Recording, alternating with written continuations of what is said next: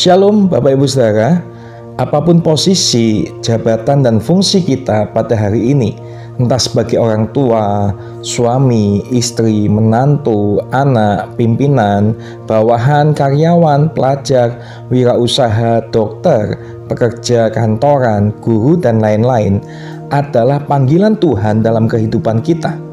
Oleh karena itu kita harus pastikan bahwa kita bisa memenuhi panggilan Tuhan itu dengan baik dan sesuai kehendak Tuhan, selalu berjalan dalam tuntunan terang firman Tuhan.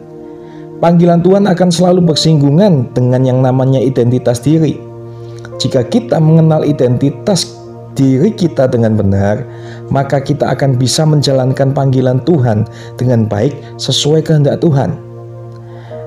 Alkitab mencatat mengenai orang yang mengalami krisis identitas. Meski dirinya pintar dan perfeksionis, namun berujung pada kekacauan. Kejadian 11 tentang Menara Babel.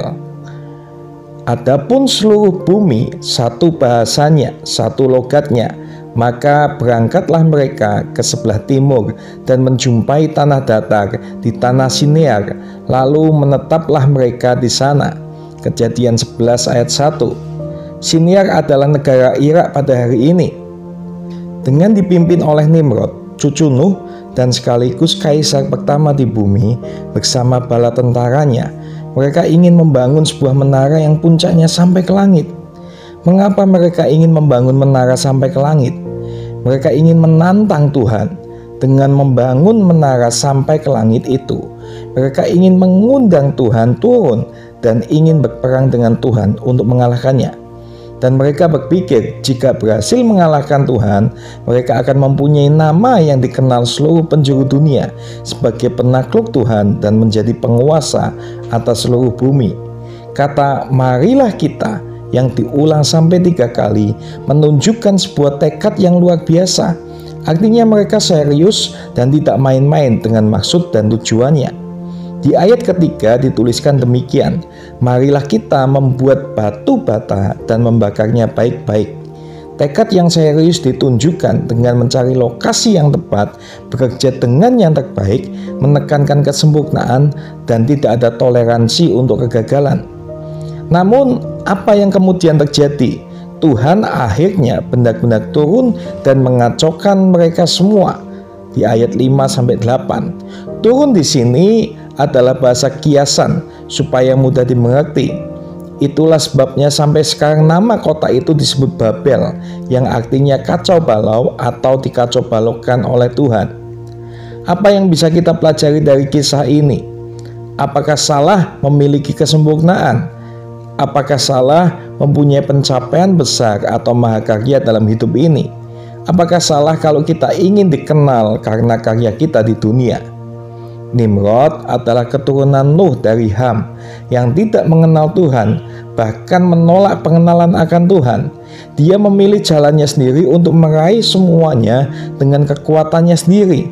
Ia mengalami krisis identitas dan menganggap dirinya sama dengan Tuhan, bahkan merasa mampu menaklukkan Tuhan penciptanya. Identitas dirinya salah. Krisis identitas bisa kita alami dalam segala hal Bapak Ibu Saudara. Nah, apa yang menyebabkan krisis identitas?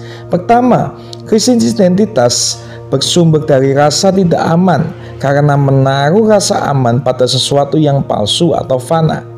Nimrod menaruh rasa amannya di dalam karya menara yang fana. Demikian juga pada masa kini. Banyak orang yang menaruh rasa aman pada sesuatu yang fana, seperti hasil kerja, like, follower, komentar di media sosial. Ketika mendapat kritikan pedas oleh banyak orang, dia lalu merasa hancur. Nah Bapak Ibu Saudara, jangan menaruh harga diri kita pada pendapat orang banyak, karena masa atau manusia itu pada akhirnya akan mengecewakan. Apakah kita tidak boleh rajin dan mengerjakan yang terbaik? Terbaik harus. Rajin harus. Kerjakanlah yang terbaik dalam segala hal. Namun jangan menaruh rasa aman kita di sana, karena hal-hal itu sementara dan bisa membuat kita kecewa. Yang kedua, krisis identitas bisa menciptakan kemarahan. marah kepada keadaan, pada diri sendiri, lalu ujung-ujungnya marah kepada Allah. Kita harus hati-hati dengan kemarahan, karena manusia pada dasarnya adalah pemberontak.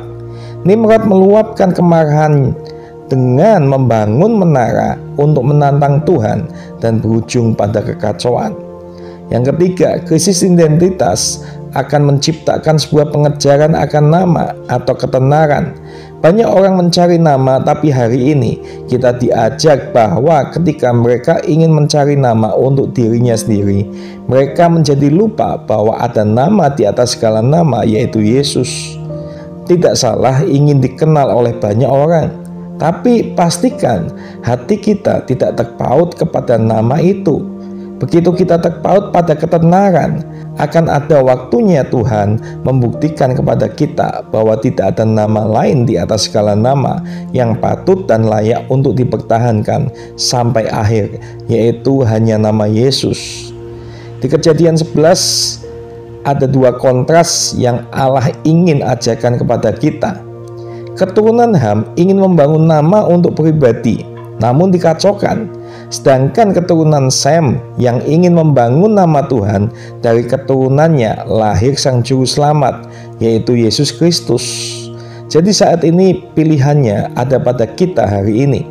Mari kita bangun kemuliaan nama Tuhan lebih dari nama kita sendiri, sehingga kita tidak memiliki krisis identitas di dalam apapun yang Tuhan percayakan pada kita. Arahkan segala sesuatu, baik karya maupun pencapaian, hanya kepada Yesus, dan biarlah hidup kita dipakainya menjadi berkat sampai kepada bangsa-bangsa. Tuhan Yesus memberkati.